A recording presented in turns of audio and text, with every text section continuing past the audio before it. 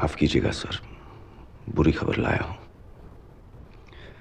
कुछ देर पहले ex prime minister Rao का निधन हो गया।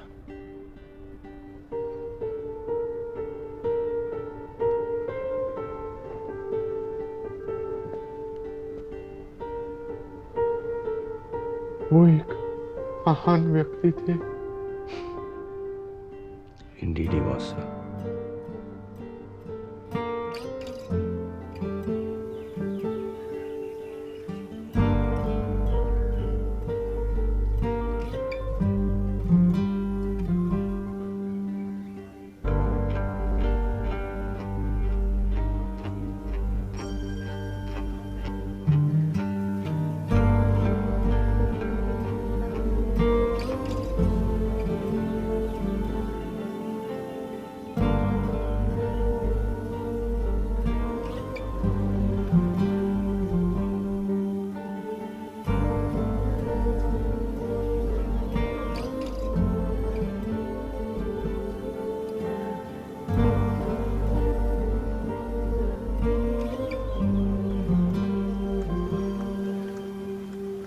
एक जरूरी काम है आपसे, थोड़ा नाजुक मामला। बताइए। आपके फादर राव साहब की स्पीचेस लिखते थे, आप करीब हैं फैमिली के, थोड़ा रिक्वेस्ट कीजिए कि अगर हम हैदराबाद में कर लें।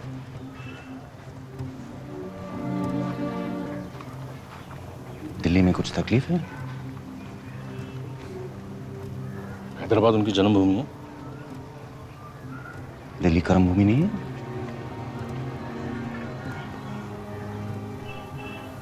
आप इस समय मत पड़िए, थोड़ा समझाइए फैमिली।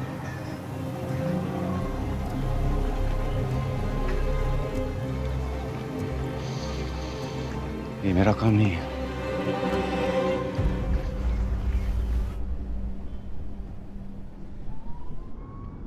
फॉर्मर पीएम के साथ ऐसा ट्रीटमेंट, जिसने अपनी पूरी जिंदगी देश की सेवा में बिता दी। And as per my knowledge उनकी तो कोई फैमिली हैदराबाद में है ही नहीं। मैं सोनिया जी से बात करूंगा। सर अहमद पटेल, सोनिया जी की आवाज ही तो है। राजघाट पे शायद जमीन कम पड़ गई होगी उनकी समाधि के लिए। अब राव साहब जैसे लीडर की लेगेसी भी पार्टी डिसाइड करेगी। पार्टी नहीं सर,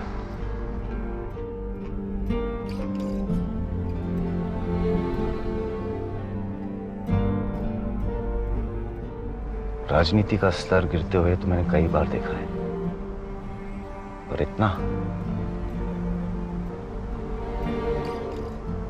कभी नहीं।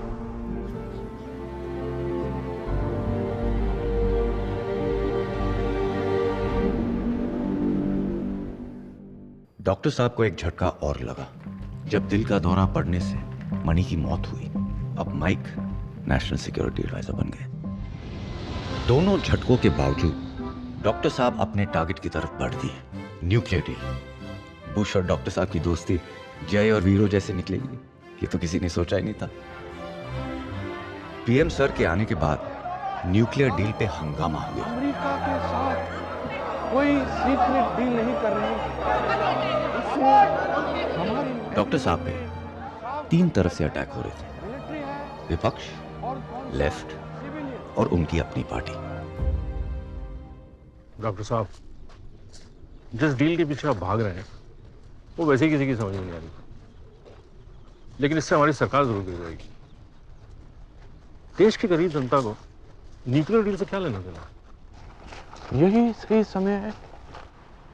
देश के विकास के लिए हमको न्यूक्लियर एनर्जी चाहिए। दूर की सोचिए। दूर की तो तब सोचेंगे ना डॉक्टर साहब जब हमारी सरकार रहेगी। इधर आपने डील साइन की, उधर लेफ्ट ने अपना सपोर्ट वापस लिया, खत्म हमारी सरकार। ऐसा नहीं होगा। प्रेसिडेंट बुश ने मुझे कहा है कि वो हर तरह से हमारी सपोर्ट करेंगे। क्या डॉक्टर साहब, आप भी एक पॉलिटिशियन की बातों में आ गए। चलिए फिर कभी बात करते हैं। नमस्ते।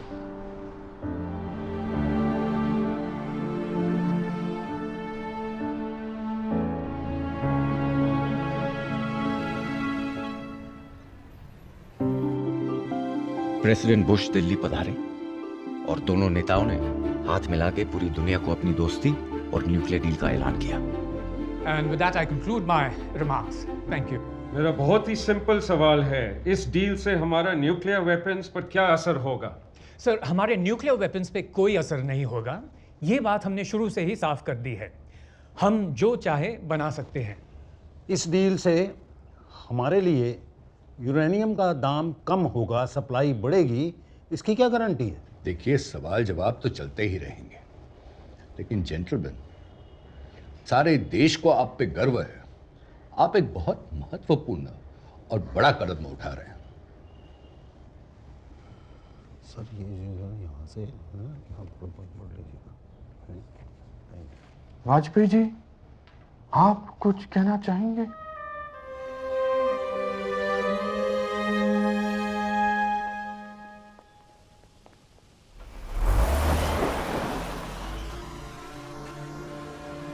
चुप रहकर बोलने में वाजपेयी जी तो उस्ताद थे, उस्ताद। एक मुस्कुराहट में बहुत कुछ कह दिए। बीजेपी अब हमारे साथ थी। ऐसे अजीब महाभारत है ये भारतीय राजनीति। ऑपोजिशन एलाय बन गया, एलाय ऑपोजिशन। पीएम पार्टी का, लेकिन पार्टी पीएम की तो नहीं लग रही थी। कुछ समझ आ रहा है? क्योंकि 20 साल बाद मुझे तो नहीं आया।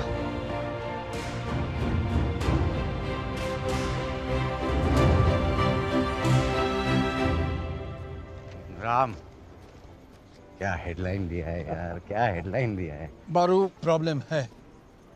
एन राम, हिंदू अखबार के लेफ्टिस्ट पब्लिशर और एडिटर, लेफ्ट लीडर्स के खास दोस्त। एन राम की ग्रीन लाइट मतलब लेफ्ट की ग्रीन लाइट। लेफ्ट इस दिल को सपोर्ट नहीं करेगा। This is a political decision. मैं पीएम सर को क्या बोलूंगा?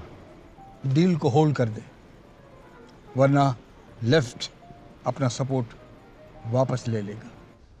सपोर्ट वापस लेना चाहते हैं तो ले लें।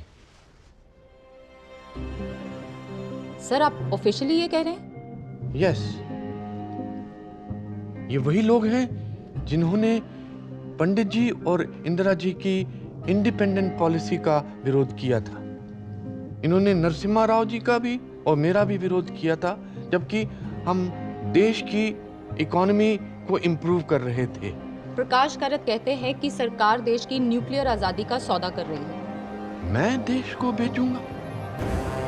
ये मेरे बारे में ऐसा सोच भी कैसे सकते हैं? सर, आपका अगला कदम क्या होगा अगर वो विड्रॉ करते हैं? हम उन लोगों का जमकर सामना करेंगे, क्योंकि मेरे लिए देश पहले आता है।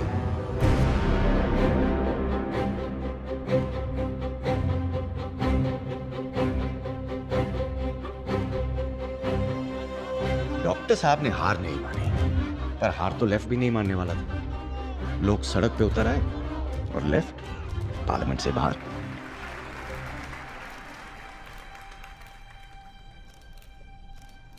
मैडम, लेफ्ट फ्रंट के खिलाफ प्रधानमंत्री ने एक स्ट्रांग बयान दिया है। क्या आप समय से पहले इलेक्शन चाहती हैं? हमें आपसी टकराव नहीं करना है। ये गठबंधन का धर्म नहीं है। मगर क्या आपको लगता है कि लेफ्ट अनरीजनेबल है? मुझे ऐसा नहीं लगता। लेफ्ट की कुछ विचारधारा और मुद्दे हैं, वो सिर्फ अपना पक्ष रख रहे हैं। और आप इस बात से खुश हैं? बिल्कुल। Yes, that's correct.